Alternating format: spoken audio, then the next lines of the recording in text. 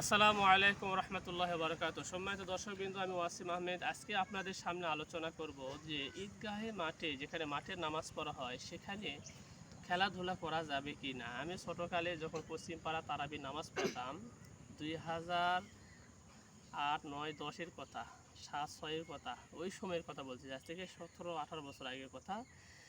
তখন আমি ছোট ছিলাম। আমি আমার শিষ্য হলো তারা আমার বন্ধু, যেমন আলমগীর ইঞ্জিনিয়ার, এখন চাকরি করে ঢাকায়। তারপর সবুজ, ওই পশ্চিমপাড়া মাতব্বরের ছোট ছেলে, যে পুলিশি চাকরি করে। এছাড়া আরও অনেক ছেলে ফেলে ছিল, তাদের সাথে আমি বল খেলাতাম, ঈদগাহ মাঠে বল খেলাতাম। তখন শরীয়তের বিষয়ে মাসলা বুঝতাম না। তো সেই ঈদগাহে মাঠে বল খেলা যাবে কি না, বা অনেকে গবর লেড়া দেওয়া যাবে কি না, বা অনেকে গরু বহি চড়ায়, উন্মুক্ত ঈদগাহ মাঠ মনে করে, এটা করা যাবে কি না, এটা হলো প্রশ্ন।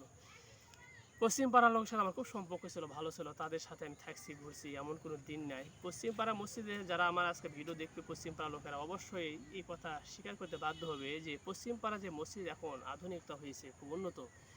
আগকালে কিন্তু মাটির মসজিদ ছিল। আর এই মসজিদ শুরু থেকে শেষ পর্যন্ত আবাদ করার সবচেয়ে বড় আল্লাহ পাক রব্বুল আলামিন আমার মাধ্যমে ভূমিকা পালন করছে। আমি সবচেয়ে বেশি মসজিদে নামাজ পড়াচ্ছি এবং ভূমিকা পালন করছি।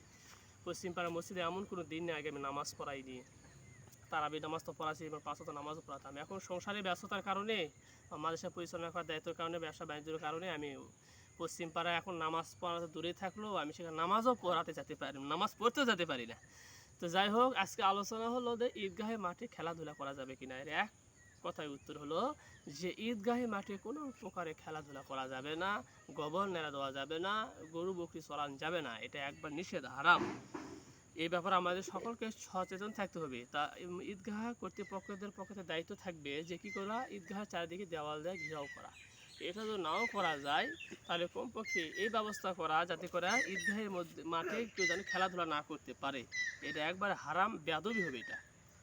এটার প্রমাণ হলো যে থেকে একটা কিতাব আল বাহরুর রাইকের 5 নম্বর খণ্ড 248 নম্বর পৃষ্ঠার মধ্যে বিষয়টা আছে। এবার ফতুয়া কিতাব রুদুল মুহতার 1 নম্বর খণ্ড 657 নম্বর পৃষ্ঠার মধ্যে বিস্তারিতভাবে আছে যে ঈদগাহে মাঠে একমাত্র নামাজ ছাড়া কোনো খেলাধুলা বা গরু বকরি চড়া কিছুই করা যাবে না। আল্লাহ পাক রব্বুল আলামিন আমাদের সকলকে এই শরীয়তের মাসলার উপর সঠিক বুঝদান করে ঈমান নিয়ে এই দুনিয়াতে যাওয়ার তৌফিক দান করুক, এই প্রত্যাশা করে আমি আমার ভিডিও শেষ করতেছি। সকলে ভালো থাকবেন। আসসালামু আলাইকুম রহমতুল্লাহি ওয়া বারাকাতুহু।